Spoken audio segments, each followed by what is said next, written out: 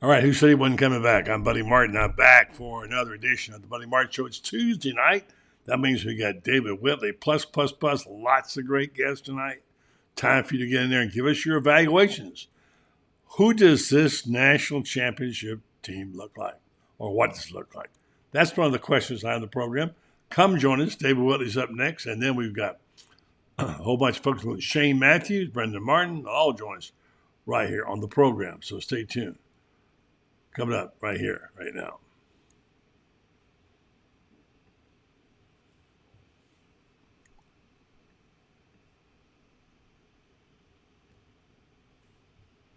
Yes, it's time again for Buddy Martin. Call him up and tell him what you're thinking. But be kind because he's doing the best he can. Better, stronger, faster. Mama says that alligators are ornery because they got all them teeth but no toothbrush. Hey, what if the voice calls while you're gone? Take a message. Bye! You ready, champ? I'm ready for this my whole life. I'm incapable of small talk. But that's why you love me, right? Kind of intimidating to be in the presence of so many great athletes.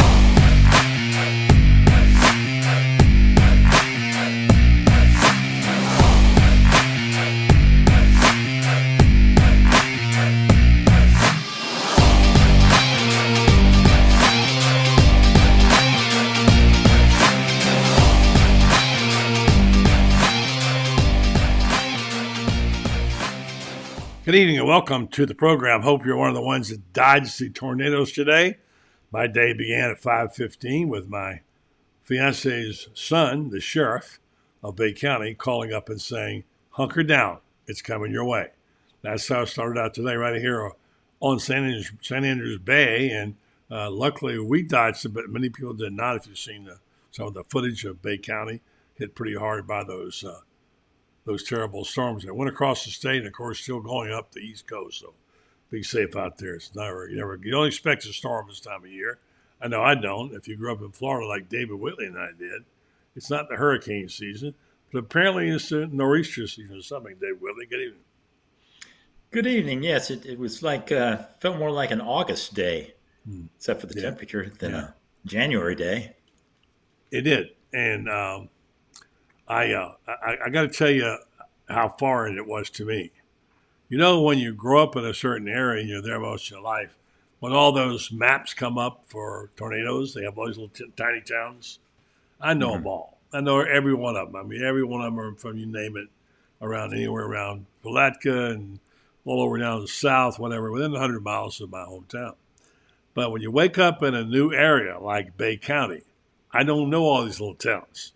Where is Compass Lake? You say, that's right from Compass Lake. Well, I know where Compass Lake is. I'm trying to find it. And I remember as I was looking through the towns, the last thing I saw was, well, the tornadoes coming are the right next to Balscombe and Two Egg. Two Egg, yes. I remember Two Egg because my great friend, the late Benny Penn, used to always laugh about it. Well, I'm up there from up Two Egg, up in the middle of nowhere. It's the most obscure town in town. So, yeah, it was not a pleasant morning for lots of people. David, did you get any there in Gainesville? There was a tornado warning, and the school was off today because they didn't want to risk that. So the family went down to the garage underneath the house and hunkered down for a while.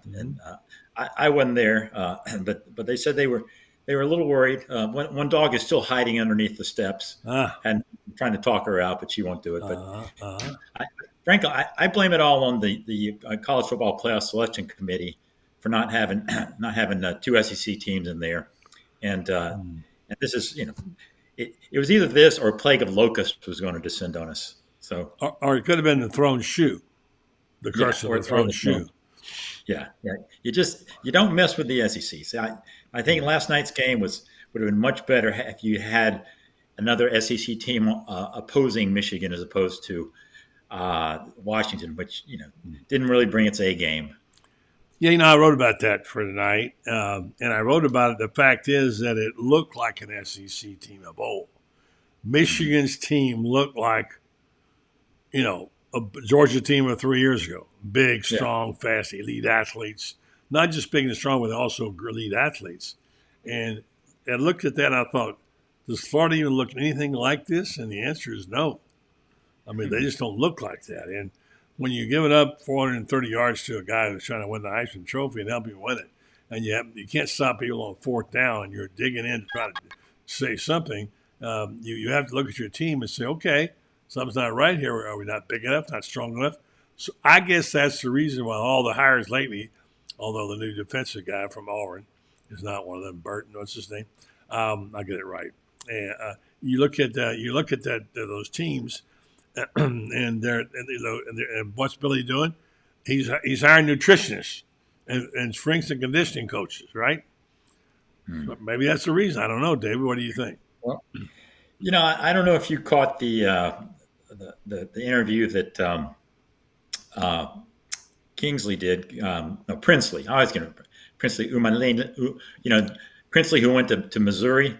Just say Princely.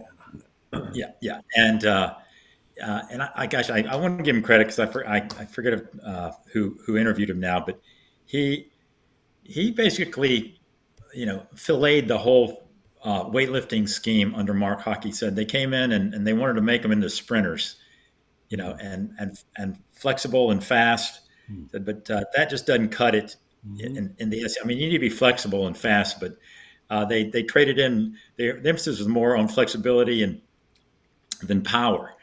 And just brute strength, and obviously that wasn't working out. If it was, Mark Hockey would still be the strength coach. And some people say, well, he wasn't exactly the hardest worker in the weight room, but I think that the proof, is in the fact that they decided to move on, and also with the nutrition. I mean, that's a key part of a program, even though you don't hear much about it. But it's.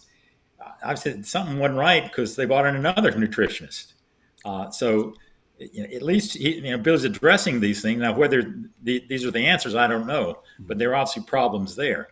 But yeah, I mean, you could see. It's funny. You talk about how they remind you of the old Georgia teams from 2-3 years ago. Same with me. And I got to thinking that that I think the key moment was when Georgia just dusted them a couple of years ago in the playoffs in Michigan. And, this was a Michigan team that came in thinking we're going to go mano a mano against Georgia. I went back and read some of those things. And because I think that was like their offensive line that year had won the, I don't know, whatever award for best offensive line in America. And, I mean, they just got steamrolled by Georgia. It was like 27-3 at the half. And I think, that's when Harbaugh, we got to get more serious on this. And it was like I'm trying to the Great Wall of Florida back in the day. I mean, they were last night. They like that poor Michael Penix. He was just just swallowed up. Yeah, all night. They should have called a TKO in that game. Yeah. Boy, he was in there getting beaten up the last 3 or 4 minutes, and I felt really bad for him. But you're right about the offensive lines, because what Michigan did was take a page from Georgia's book, and they are fast, big, strong, elite athletes. And, I mean, that's why they won the game. And then, I mean, poor Washington had no way to compete with that depth. And, I mean, I love Penix, but he never got to his spot, as they say, of a shooter in basketball. Never got to his spot. It's rare when you're just feeling sorry for the guy, but he was just, he was like the Davy Crockett at the Alamo. You're just overwhelmed at some point. Yeah, and he was pressing. I mean, he just had a bad night, but a lot of that goes right to the defense that he was trying to have in the face. No doubt. And I don't think it's coincident. That Michigan, started the year. They've always had in their practices a beat Ohio State segment where they want they concentrate on Ohio State. And this year they instituted a beat Georgia segment where Harbaugh said that it worked. Yeah. Yeah, he said, it's where we go in, and we want to be able to run the ball, even though the other team knows we're running the ball. Yeah, and so I mean, they set the bar because they thought if they're going to if to be the champ, you got to beat the champ, and they thought that eventually they're going to have to go through Georgia to do it. Well, didn't quite work out that way, and I don't think it's a coincidence that that also that 5 minutes after the championship last year, the odds came out for next year's. Georgia again. Georgia big win. Georgia. Yeah. And I think, and I though I did notice, and I was looking at the DraftKings, Georgia's like plus 450, and I hate this whole plus 450 stuff. I can't figure it out. Give me 2 to 1, 5 to 1. Yeah. But I did see what like Florida was plus 15,000, which means not good. Not good. No, that I think that and I Googled it around and said mathematically that means they gave him a 0.66 chance of winning, which basically is less than like 150 to 1 of winning. And so, I mean, there's quite a gulf there. Did you put a bob down on it while you were there? I would put my money on Georgia right now. Sure. I mean, I'm at Florida. I'm at Florida. Did you put a bob on Florida? Oh well, I would. Yeah. No, I can't. No, it's. I just didn't give it to give $5 to the first homeless guy I see, because at least he'll enjoy a nice cold beer with it. Yeah. All right, we'll get another guy out here to share his opinion. Shane Matthews of QB standing by. First, I'll tell you about Titan MRI. Titan MRI, worth the short drive to Gainesville. No insurance is no problem. You can pay with cash or a card with same-day scheduling available. You can start feeling better about your MRIs today, because they are North Central Florida's premier MRI facility. Come see while hundreds of patients are visiting the Gainesville location for Titan MRI. They're coming from the villages, Ocala, all around. That's TitanMRI.com. And now to the Orange and Blue Room, who standing by there, not watching football tonight because he didn't have a game on, our buddy Shane Matthews, who's in the dark tonight. Shane, you got your lights on? They're on, buddy. Same place I sit every week with you. For some reason, you look dark. I don't know why. Hey, you look soft focus. Soft focus is right. It's something that your focus is not right. I don't have any idea how to work that. Okay. Well, we'll just take the voice. Y'all can't see me? You're very fuzzy. You're very fuzzy in the dark. Yeah. It's like what they used to do with I'm saying I'm sitting the same place with the same computer, the same lighting that I have every week. So I don't know what's going on. Okay. Well, whatever. It's like, remember back the show Moonlighting where Sybil Shepherd, they would soft focus her so it wouldn't show the wrinkles as she got older? I know that's not what Shane's worried about, but it has that same effect. Well, Shane, we talked briefly about it this morning when I was dodging tornadoes on your show about what we saw last night. And I just telling David, we're discussing how this Michigan team looked. And it looks like an old SEC team. It looks like Georgia 2 or 3 years ago.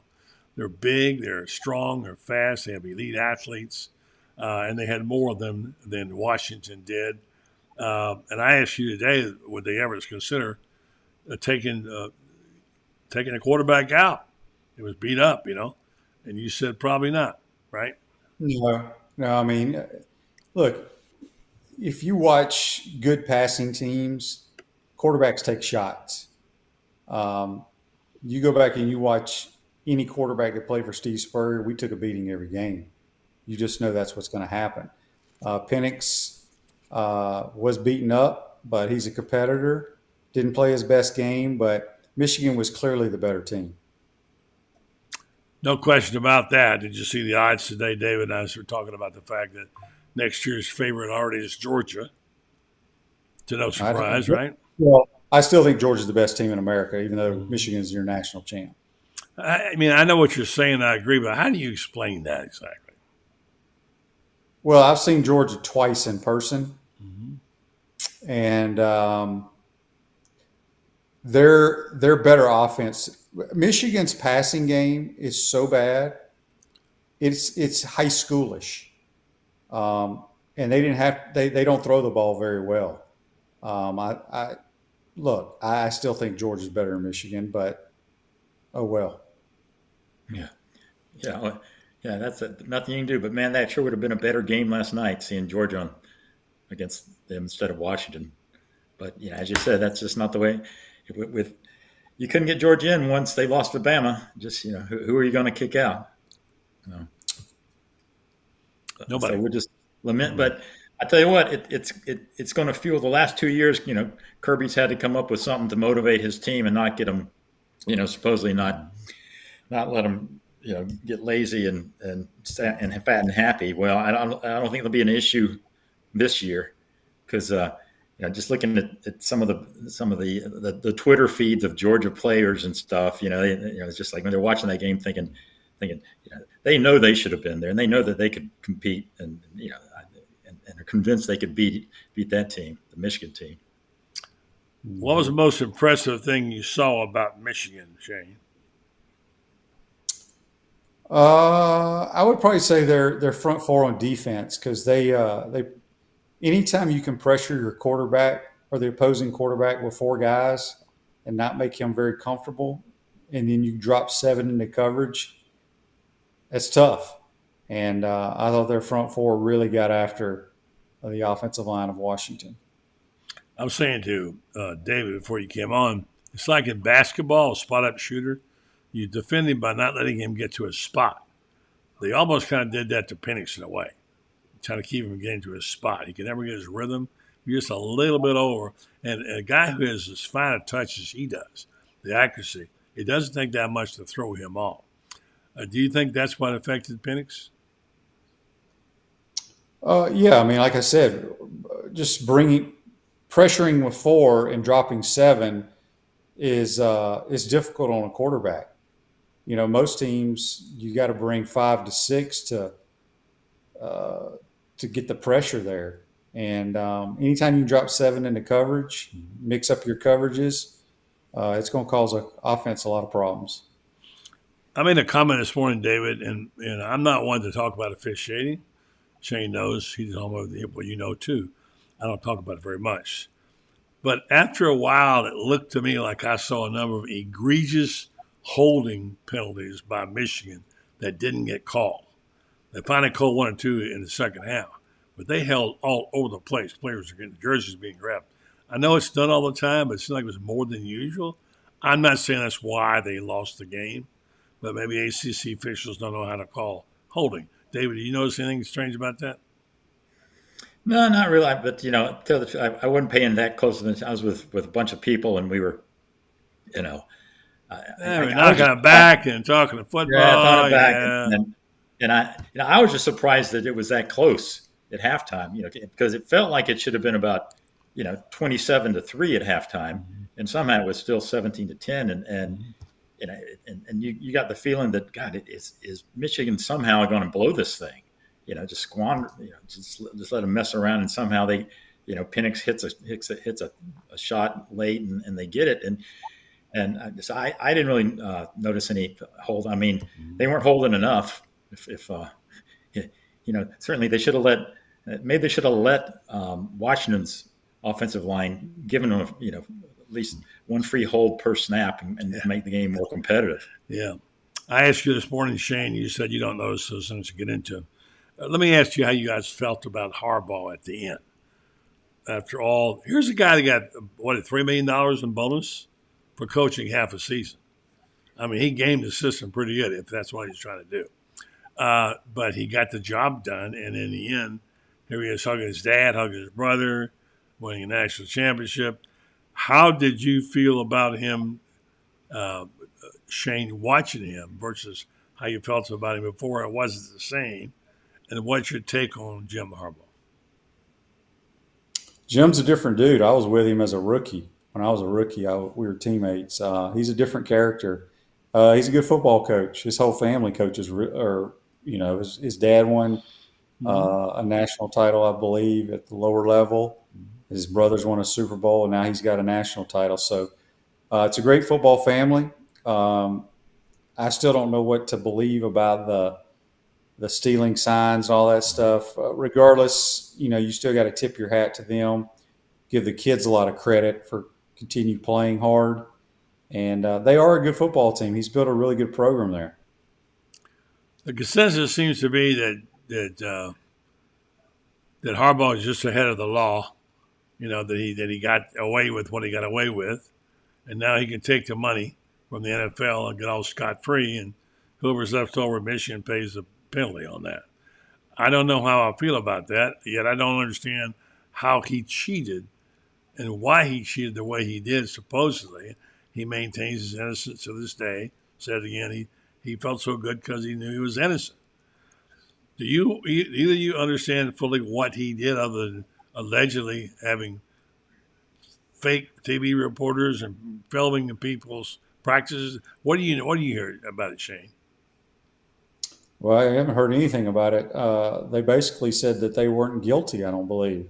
And it was all about Connor Stallion's guy that would buy tickets and go watch other games, which is now illegal. Back in the day, you could go watch games.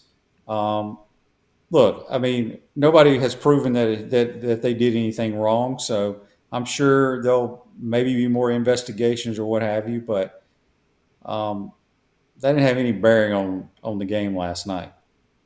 David, how do you think he's perceived now? Well, Michigan fans will perceive him as the Messiah from now to eternity. You know, when you consider where he was 3 years ago, I mean, it's amazing when you think that he was seen as a failure, but then it turned around.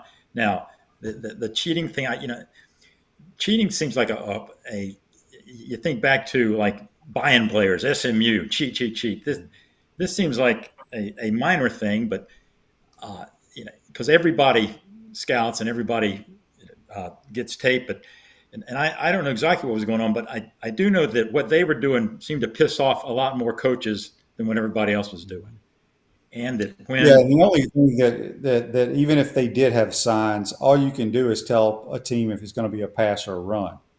You don't have time, even if you know the play, you do not have time in the course of a football game to relay that information to people on the field. Mm-hmm. Yeah.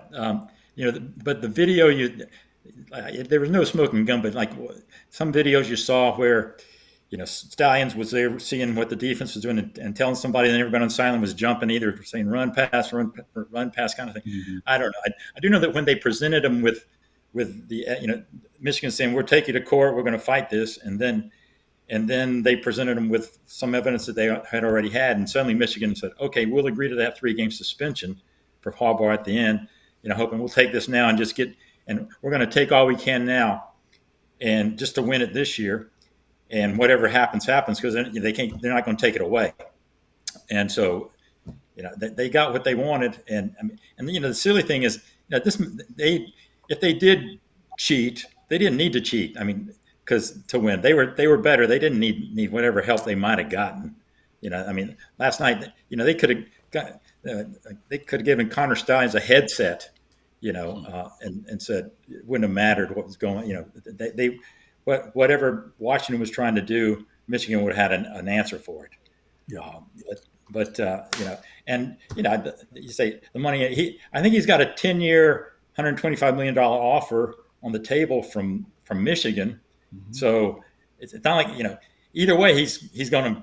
I don't think the money's going to be the thing that gets him to the NFL. If anything, it'll just be the fact that his brother has a Super Bowl and he came close, but he didn't get one, and he's going to they say he's the most competitive guy out there. Shane would know that, I guess, and that if anything he will want to do that, because that's one thing. If you're going to think he hadn't accomplished yet, and not a lot of guys have won a national championship and a Super Bowl. Yeah, Jimmy Johnson's one of them. In the remaining few minutes we got these guys, I want to get to the subject of Florida and obviously the incoming class and how this team physically looks and is shaping. And David says something very interesting about Yuma Milan, who apparently did an interview and claims that the strength coach, was trying to make them slimmer and faster. When we all know what they needed to be is bigger, obviously, as well. I don't know about all that. I know that Michigan seemed to have both of that. Their running backs were quick. Those touchdowns they scored, boom, 30 yards. How far away is Florida from looking like a championship team? And are the athletes, in fact, not as big and strong as fast as they could be? And Billy's latest thing to hire another nutritionist coach and also a strength and conditioning coach. Shane, what does that say to you? Well, to answer your question, we're a long ways away from looking like Georgia and Alabama. I was on the field at the SEC championship game, and we don't look anything like those guys. And I'm talking across the board from player 1 through 85, or however many, 1 through 70, however many dress for SEC play. Strength coaches, I don't really care about strength coaches. I've never dealt with them really. They're very, very important. There's no question about that. Everybody does their own thing, but sometimes you can only do what you can with a person's body. Whether it's Princely thinking he needs to get much bigger, he may not be able to get bigger. Hell, I couldn't get bigger. So I don't put a whole lot of thought into that because it's not my area of so-called expertise, because I was not a big lifter or any of that stuff. And but yeah, Florida needs to get bigger, stronger, and faster across the board. David?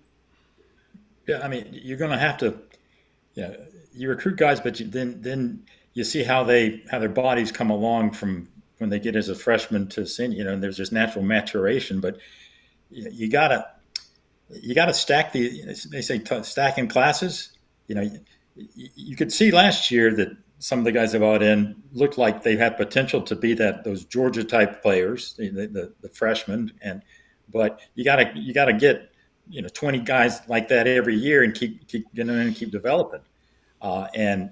So far, half of his first class has left.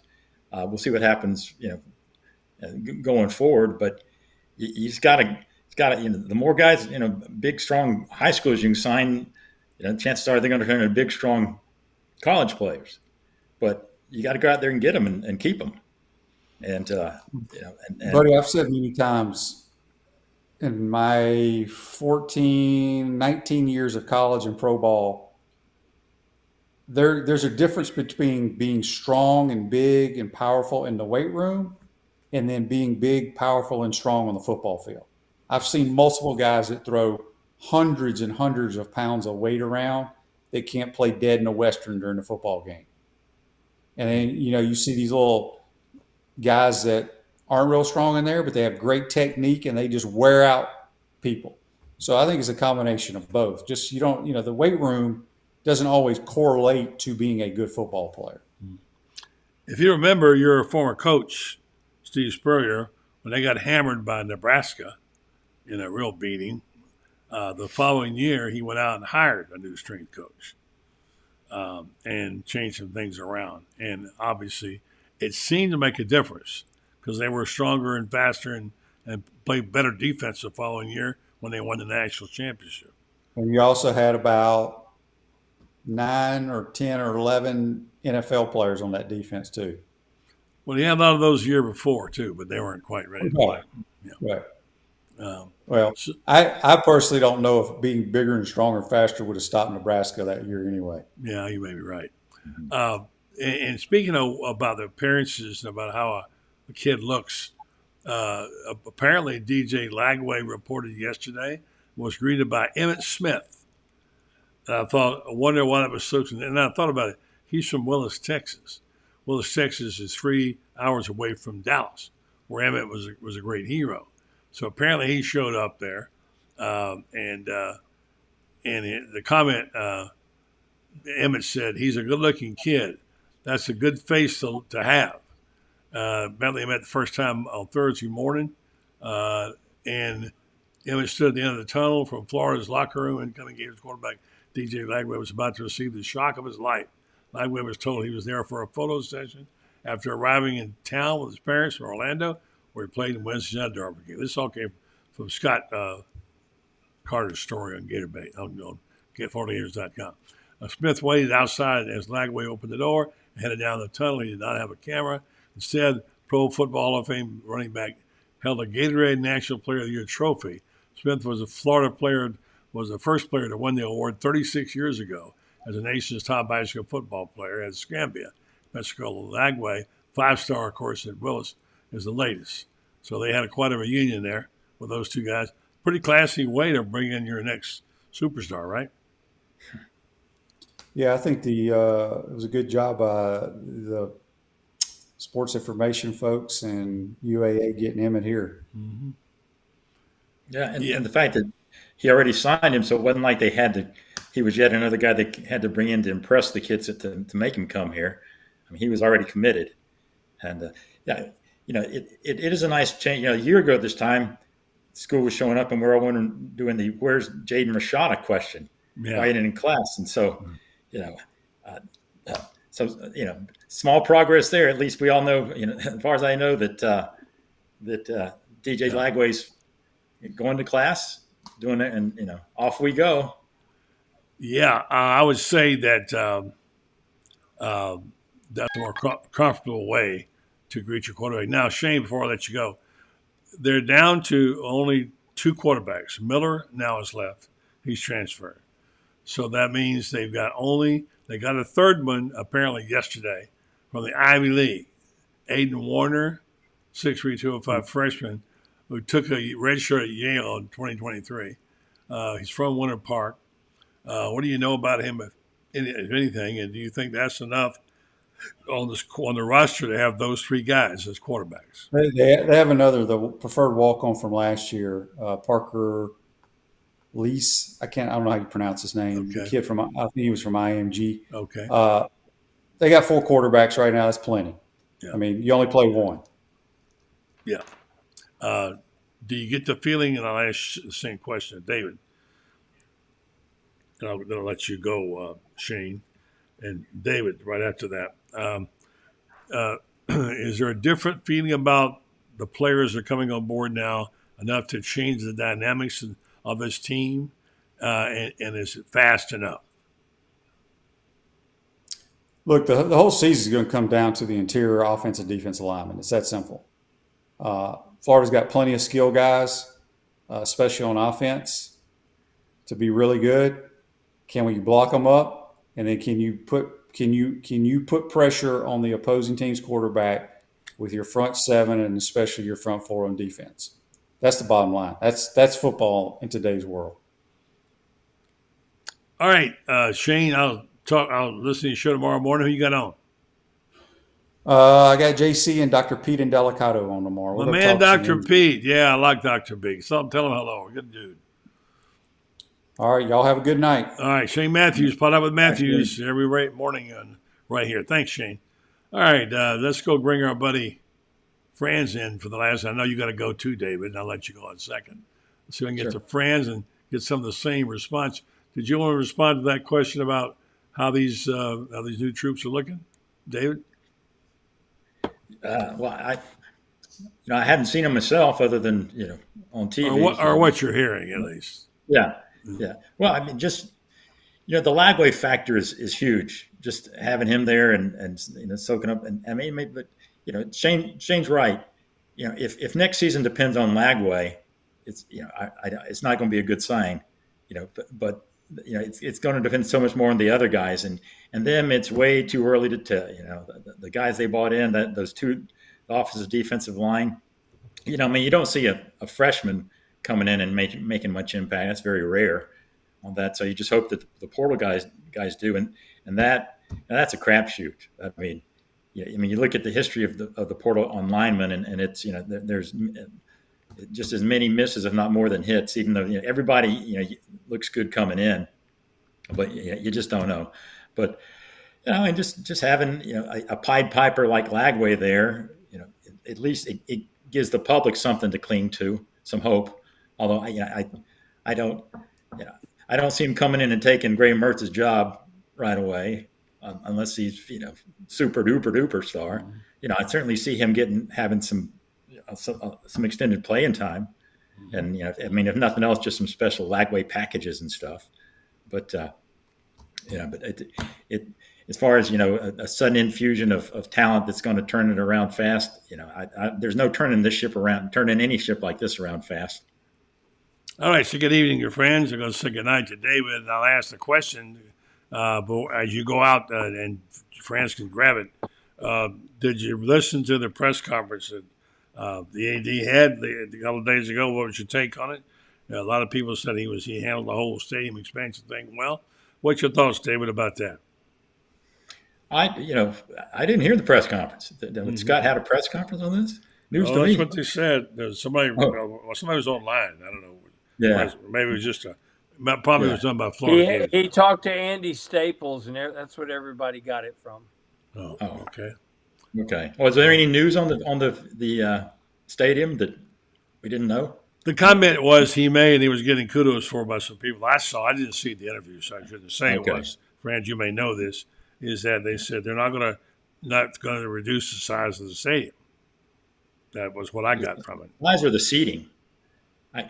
I'd be stunned because he said all along they're going to have to reduce the seating just because of the ADA requirements, if nothing else. I think they're going to, they're not going to take out a wholesale bunch. They're going to have a lowered capacity. They're just not going to do anything to the stadium itself that's going to contribute to all that. Is how I take it. They're going to. I think we're going to be at a time when probably 80 to 90% of the seats will be chair back. And that'll probably reduce 2,000 or 3,000 and official capacity. It's probably going to end up being about an 84 and 85,000 seat stadium, which is plenty enough. And if they can get chairbacks in there, that would be kind of nice, because it's a lot easier to have a chair back there than it is knees in your back there, having sat in that stadium before when it's packed. Yeah, it was okay when you get the knee back when you're paying $12 for a ticket, but when you're paying 150 or 200 or 300, then I want to be able to lean back. Or as Buddy recommended when we were talking a few weeks ago, I want to have that par 3 or the driving range somewhere. Yeah. With a lazy river to take me to my seat. Yeah, I like that.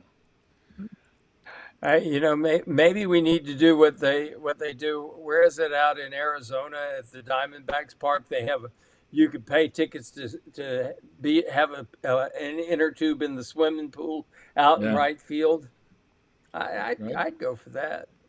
Yeah, I've been to enough ball games there where I left feeling like I had lost about 12 pounds of sweat, that if they'd offered me a chance to swim in the pool, I'd have taken it. Yeah, or like Tampa, Raymond James, they rent out that whole pirate ship to somebody. Yeah, so maybe they could have like a. Well, they got their swimming pool in Jacksonville. Yeah, that's right. So something I would like a swimming pool just to see, have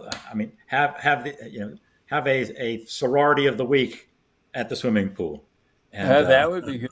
Hey, buddy, we remember the days at the old Orange Bowl when they brought in Flipper, and Flipper had his own swimming pool in the ends very well in the east end zone. And Carlos Alvarez went swimming with that. They beat Miami. Remember? Yeah, Flipper. Yeah. And let me bring this dude up real fast here. Don't go away yet. I'm not going to go, David. I know you got to get out of here real quick. So good evening to my buddy Brenden Martin. Good evening to you, Brendo. How you doing? What is up? What's How's up, everybody? What's up with you, dude? Anything to tell us? Being dad of the year. What else? Yeah. Killing it, making food. Just doing all the things that I'm awesome at. What are you guys doing? Well, we thought you might give us a little hint about what you got going on. Maybe you're not ready to do that yet. As they say, buddy, the ink isn't dry yet. I think you taught me that one. So we're tomorrow morning. We're 99.99999% sure that we'll be taking over. How do I say this, Franz? Help me out here. It's but I don't want to, without saying it. How do I say it? You're good at this stuff. Merging. I think merging's good. I like merging. Affects all of our people. It affects what we're doing and growing. Merging and growing. It's another group of people doing a show like this from up around the Southeast. Friends of ours. Body's just gonna come right out with it. I mean, I didn't say it was. Didn't say it was. But anyway, let's just say merging and expanding. Let's just leave it at that, and let everybody else try to figure out what we're going to do. Well, I'm hoping Brendan's get us a job. I hope he'll do. Well, I'm not just a job. I mean, I'm also part owner, so it's not just that. I have some ownership in this deal. So we're it's sort of bridging the gap to as the SEC grows. So do we. How about that? That's nice. So what kind of guy is Feinbaum? He's an asshole. There you go. Always has been. He was pretty nice today. Everybody loved him for his comments on Harbaugh. David, now you got to go, and you promised I could get you out of here. Hi, Mr. Whitley. Hello, Brenden. I'm looking forward to the big announcement because I was thinking, are you buying X, formerly known as Twitter, next to be known as what? Brendan's, it's going to be called. It's going to be called B. Actually, we call it B. Yeah. Okay. No, I'm not. I would never buy X. It's dead to me. And getting engaged to Jennifer Lopez too. Is that right? Why would I ever want to get engaged? She's done. No thanks. I mean, she's been worked over by what's his name, married like 14 times. I'm good. I'm all good on that stuff. Okay. Listen, I'm single and I'm ready to mingle, Buddy Martin. Okay. Let's let David mingle out of here. I promised I'll get him out of here earlier. So, David, thanks, buddy. Enjoy mingling, guys. Got a column to tell us about? Nah. Do you write, David? Do you write at all? You're a writer? Nah. I'll keep it a surprise and make an announcement, but it won't match the announcement about Gator Bait joining up with Microsoft or something, or Apple. Something big's happening. I can tell. All I can tell you to our listeners is if you don't subscribe to the Sun's online product and read David Whitley, you're missing something. We're running out of good writers. He writes for the Sun? I didn't know that. Why'd you start that, David? Yeah. I'm the last of the Mohicans. One of my favorites, always have been. There aren't many good writers left in this state. There used to have tons of them, but read David Whitley and you're reading a really great one of the best. Oh, gosh, that's the truth. Yeah, and at least two of the other four squares there, I could say the same thing about the guy in the top left. He's great at mergers and acquisitions. Yeah, I don't write. I'm dyslexic. That's ChatGPT. He's actually been writing a little lately and doing pretty well, I must say. Yeah. Don't tell anybody. You correct all my stuff, buddy. The best editor ever. Yeah. Anyway, you and Franz, you guys make me look good. We could do this. So the four of us could do it, right? So. Hey, listen. If we can get through this last football season, I mean, that's one thing I'm glad. Last night signified the end of this crappy football season. I'm ready for the next time I got to watch like Michigan and Washington for the national championship. Do me a favor. Don't call me. God, that was an awful football game. All right. Who wants to go? Who wants to go next? David, you want to go home and get your cookies and milk next? Done. I get my milk. All right, buddy. Thank you. I got to go get a dog out from underneath the steps. Yes, please. Let us know how that comes out. Crazy day. Hi, David Whitley. You're the best. Love you. Mean it. Good night, fellas. See ya. Good night. Take care, David. I want to pump Franz before he gets off the air. Brenden, why is Franz leaving? Well, we got Loren Meadows waiting in the wings. You're the one that tells me. Why can't we go? You said we can't do four. Just four-way. What's the problem? I don't know. You said we couldn't do it. You told me we can't do four. So push the envelope, buddy. Come on, test it. You change. Anyway, I want to get Franz's take on a couple things. We haven't talked since the Kentucky game of basketball. Really played well. Played too good to have lost that game. Led it all the way. Couldn't make the foul shots. And the inconsistency there. So I read what you wrote about him, Franz. Your take on the Gator basketball team. Well, they played Virginia within 3. They played Baylor within 4 and Kentucky within 2. They're really good. John Calipari even said, this is a really good team. He said, I can imagine they're already licking their chops about playing us in Rupp. and John knows the fact that you play them a second time, it's highly doubtful that they're gonna make the same mistakes twice. We tend to forget that you got 13 guys on the team, and 9 of them are brand new guys, and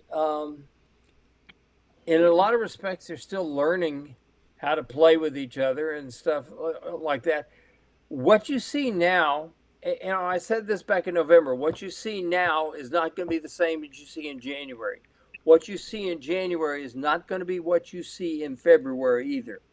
And we're starting to see some emerging. For example, Zion Pullen, who I think is probably as good a point guard as there is in the Southeastern Conference. My goodness, the guy is an elite defender. He makes the big shots. Good he passer. Makes everybody better on the team, averaging 5 assists a game, 14 points a game. A guy that really can get it done. We're not going to see many games ever in which Walter Clayton Jr. and Will Richard go a combined 3 for 18 from the 3-point line. Yeah, bad shooting. And here's the thing about it. I went back and watched it, and there are at least 7 shots that defied gravity that those two shot. I mean, Will Richard had 3 of them that were everything but down and heading toward the floor, and they came back out. Think about it. If just one of those shots, gravity does take hold of it and pulls it down through, Florida wins the game. I've used this analogy in I think it was in Monday's column. Imagine this: if they hit 2 more free throws, they're in overtime. They hit 2 more layups, they win. They hit 1 more 3-pointer, they win. That's how close they are, and that's the number 6 team in the country. Calipari and I are friends for going way back, and saw him after he gives me a hug, and he whispers in my ear. He says, "You know how effing lucky we were today?" And I said, "Yep." And he knows this is a team that is really, really good, and they're getting better. And now they got Simchick back, which means that they got 5 guys 6'10" or better in the rotation, and that size pays off. Paid off against Kentucky, paid off against Baylor. They're gonna learn to win those close ones, and we'll see that. That's the next thing. They're going to be really, really good. This is an NCAA tournament team. Yeah, hope so. Loren, good evening. How you guys doing? Good. How are you doing? Hanging in there. There's a lot going on. Yeah. What's going on with you, Loren Meadows? Oh, man, just, I'm like you. Finally, it's over. Last night was a culmination of a long, you and I started the journey together out west, and it just didn't get any better, really. I didn't even watch the celebration. I was just like, I'm done. Like, yeah, no, I didn't either. Like, I hate Jim Harbaugh. Like, I don't care. I don't care about his cheating. Like, I don't like anything about him. I don't like the way he looks. I don't like Michigan blue. I don't like any of it. I'm probably one of those guys that I'm a Harbaugh guy. I met him back when he was at Stanford.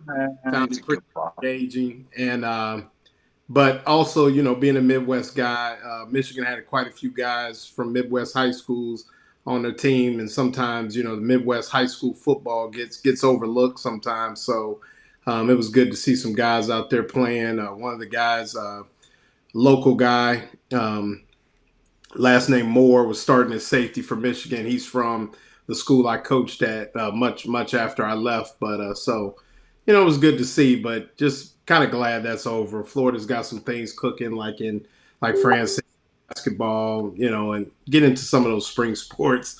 Maybe we can feel a little bit better about it before football starts again. Well, you guys should know that the sage veterans of journalism tell you, we don't care whether you like them or not. When you're writing about a story in a game, whatever, you got to write it whether you're your favorite or you hate them, whether you love them. It ain't about what you like. It's about what happens in the event. And last night, whether you like him or you hate him or despise him, Jim Harbaugh pulled off a miracle. He got paid, what, $3 million in bonus and coached a half season. But do you really think he just took 3 games off? No, no. He didn't take them off. Dude. Wait, hey, hold on, Brenden. He was suspended 6 games. Yeah, you think he was really not He around? was not on the sideline for 6 games. Yeah, for the he got a $3 million bonus. Let me repeat it.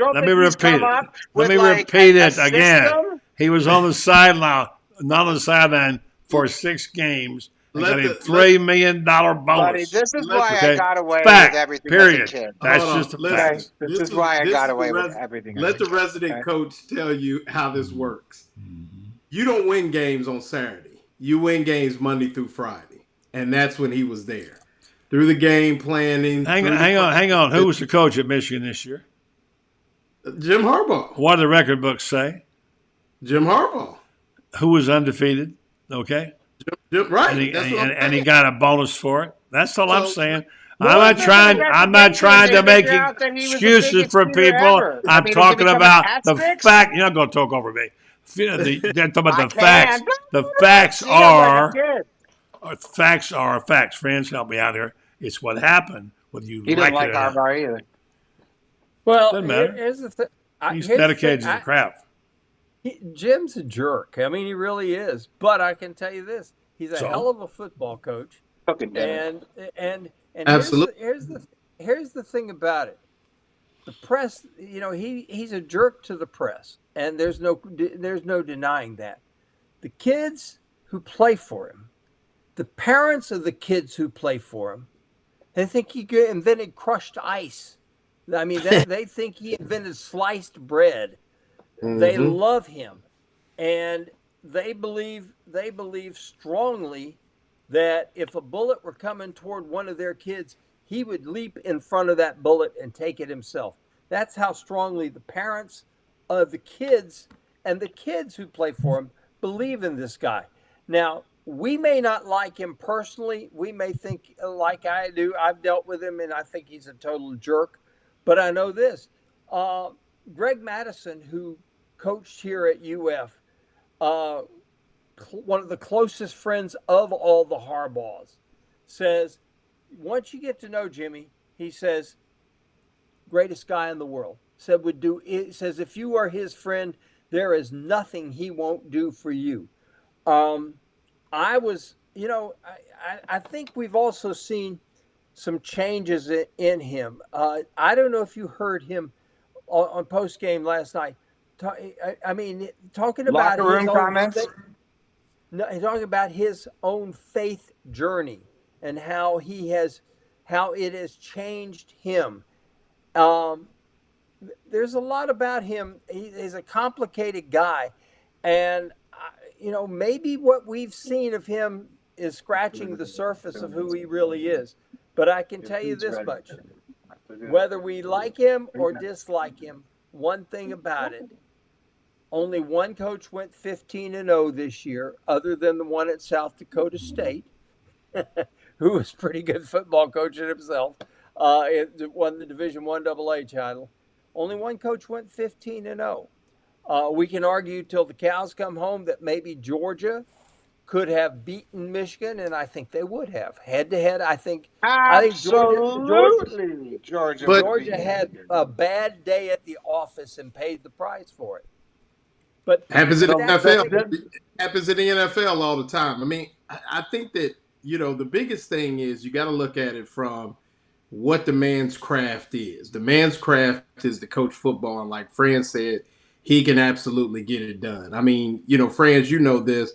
Places like those non-scholarship, the San Diegos, the University of Dayton's, those places where it's pretty much like glorified Division III. He won there. He brought Stanford back to relevance. Then he goes to the NFL. I mean, he can flat out coach. And I think that's that's a narrative that maybe could help, the team that we all kind of find interest in. Is all that other stuff on the back end is fluff. You got to get it done on the field. And that's what Jim Harbaugh was able to do. And almost was left for dead at Michigan, but kept his nose down, grinded. I've seen them practice. They practice like crazy. They practice hard. Their practices are physical, like Buddy said. They practice like an SEC football team, and it showed. Would Georgia beat them? Maybe, but Georgia would have had to bring their lunch. Ain't no doubt about it. Because up front, let me jump in here. Let me jump this in. I got to do this first. Jeffrey Meldon. Jeffrey, you do a show where you ask a lot of questions. I've got one for you right now, okay, regarding how do you know whether your case is being handled right and what to do about it. In medicine, you can get a second opinion if you're not satisfied with the doctor's opinion that they have. And do you have that in law? Can you do that with lawyers? Yeah, buddy. As a matter of fact, we get quite a few calls from folks that have signed up, particularly with the big box law firms, that they do a hell of a good job of putting ads on TV. But after that, they don't really measure up to the way we try to create a client experience that's outstanding. And we're always willing to review a case and give a second opinion, just like with a doctor, because not all law firms are created equal. All right, Jeffrey Meldon Law, if you have a case you're curious about and want a second opinion, he'll call up. He'll give you his, and maybe you get some help there. We lost Brenden somewhere along the way. All right, so didn't mean to interrupt you, Loren. I think we're talking about coaches. Harbaugh is easy to dislike, easy. And I learned late in my career that just because you don't like a guy doesn't mean you shouldn't give him credit, Right. And that's all I was saying. I'll say something that we haven't mentioned as well. This is his 9th season at Michigan.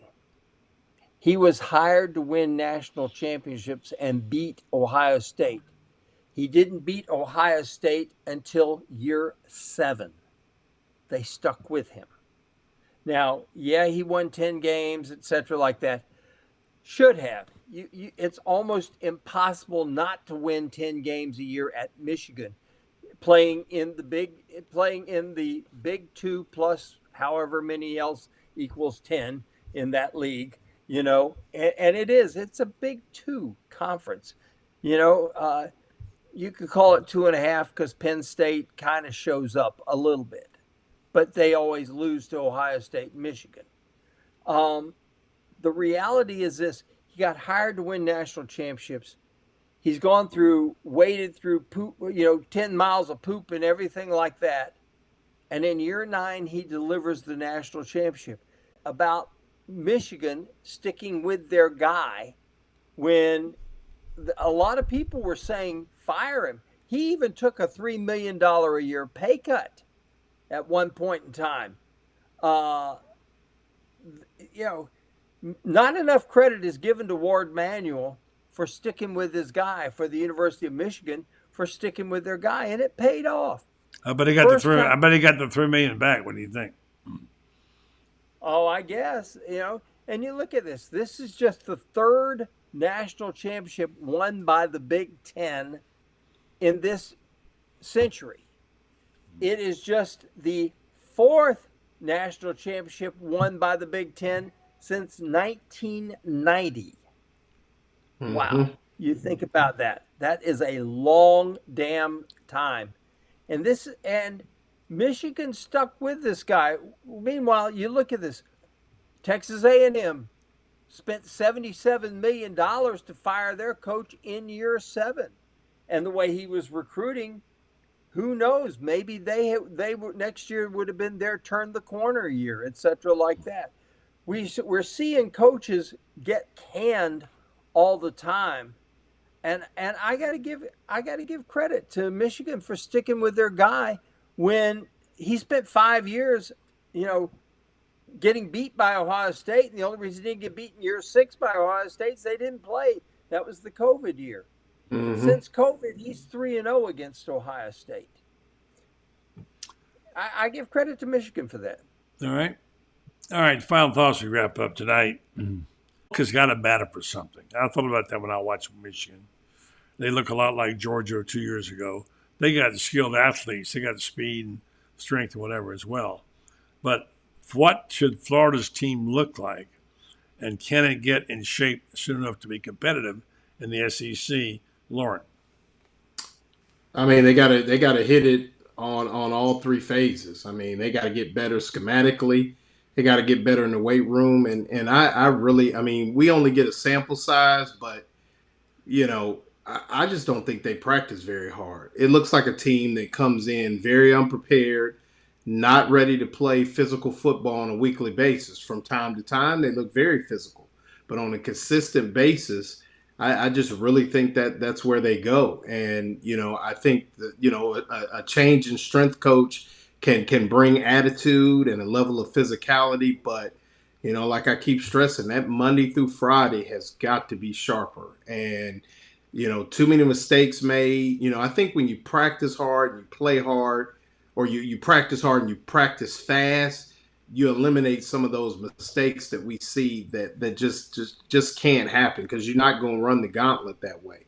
So, I mean, it'll be interesting to see. They overhaul the nutrition as well as the strength staff. That'll help. Sounds like, is Ron Roberts a go for sure? Coming in. Yes.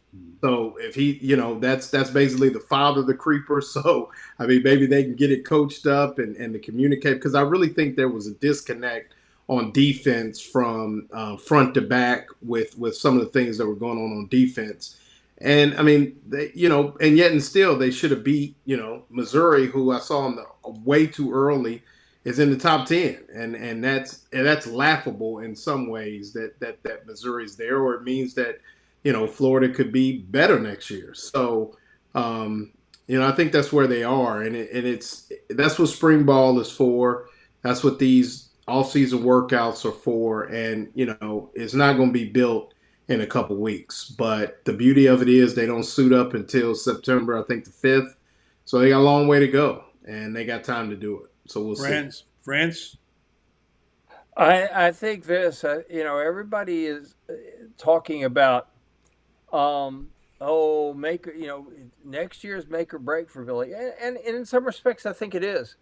But I think, and I've talked to enough people who've told me the same thing, one of whom is, you figure out his net worth by how many commas are between the zeros, and there's a bunch of them. And he says Billy Napier will be here through the end of the 2025 season, period, end of story. That's what he says. And I tend to agree that they're going to. You cannot have a revolving door here, and that's what they got. Now, the other side of that is this. We do have to see progress. I mean, we can't keep having games lost because somebody forgot to tie his shoe, or somebody put atomic bomb in his jock strap before the game and suddenly couldn't play well. Or somebody couldn't count to 11. We can't have games in which your secondary has voted, we will not cover or tackle anybody today. We cannot have games in which the front four says, we're not allowed to rush the passer. Sorry. So we'll just stand here. And by the way, when they run the ball, we'll get run over too. And we've seen that. Loren, you've made the point. And I think David Whitley made the point as well too, that Shane made the point rather. They can score points. That's not going to be the problem. They'll score enough points. They scored enough points for the last 2 years to be at least 19-6. Mm-hmm. The problem hasn't been scoring points. The problem has been tackling people and blocking people. If there's a lesson that was learned last night with Michigan, it goes back to something Vince Lombardi used to preach. The game may evolve in 100 different ways, but it will always be about who blocks better and who tackles better. And when the Gators learn to block better and tackle better, they're going to win better. All right, guys, good stuff. May I ask one more question? Yeah, sure. For France, and I think I got the math right. So France now with hiring Roberts, that probably means unless one of the O-line coaches goes, no OC, correct? or no? You are very, very good in mathematics. I was not a math major. If it ended in OLOGY, I was good at it. But Right.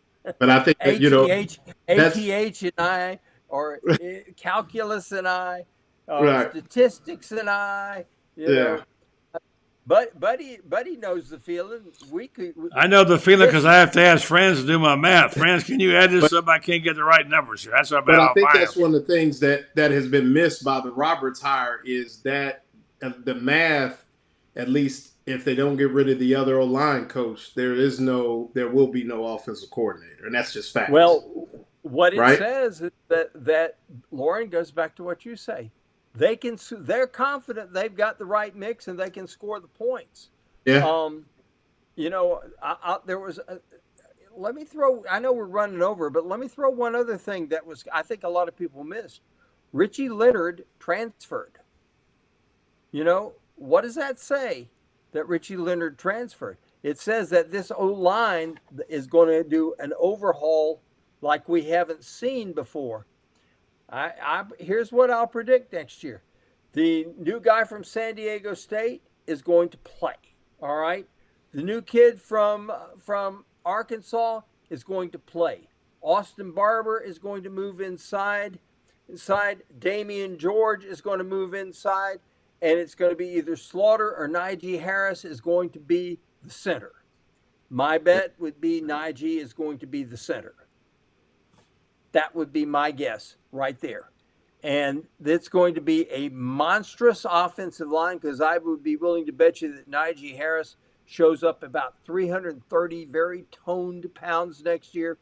And they're going to go do the Michigan thing, the Georgia thing, which is we're going to come out up front, line up, and we're going to muscle you until you can't handle it anymore. That's just my guess. But I think that they're content that they can score points. And I think that they realize that until we stop somebody, it doesn't matter how. If you only score 7 points, but you hold the other people scoreless, you win the game. And they hadn't stopped anybody from scoring less than 30 for the last 2 years. So there you go. Or every week making someone else a Heisman Trophy landed it later. All right, guys. Good job by both of you. All right? All right. Thank you. Loren Meadows and Franz Beard. Don't forget, you can read them both. And Gator Bait. Check them out. Also, reach down and subscribe to this podcast. Buddy, I was told that a bad knee kept you from winning the Heisman Trophy at Florida, that you would have walked on and won it. And Bob Woodruff had a special package designed to win game 7-0 with you as the star if you hadn't had that bad knee. That's what I was told. My bad knee prevented me from walking on. That's what happened. So there you go. Yeah. All right, guys. Have a good one. Good night, friends. Good night, Loren. Good night. All right, folks, I'd like to wrap up by thanking my sponsors. Of course, as you know, Melvin Law's been with me for a long time. We appreciate their participation. Of course, our Titan MRIs are regular, thanks to them. And a special group of people at WinStar Medical Research. These are people I know personally. I've known them for a long time. They're a family full of Gators. They've done a tremendous job in our community and sponsoring things and sponsoring this show and helping out the community. And they also have a high-quality PACE Center, clinical research facility right there in Ocala. They bring cutting-edge clinical research to Ocala in areas like Alzheimer's, dementia, psoriasis, osteoarthritis, migraines, fibromyalgia, many other things that affect us in our communities. They want you to come and take part in some of their surveys. If you want to be a part of some of them, you can check them out on winstar.net. There's clinical research trials go on all the time. They want to get information from us. In some cases, you can get paid for time and travel involved. They want your information to go into the research, and they will share that with prominent pharmaceutical and biomedical companies throughout the medical industry. That's WinStar Medical Research, seeking tomorrow's answers for the health questions of today. Thanks to everybody. Thanks to our guests. Back tomorrow night. We'll have, we'll say, sweet and sour. We'll be back tomorrow night. Yeah. Check it out. It's always fun right here on the Buddy Martin Show. Good night, folks.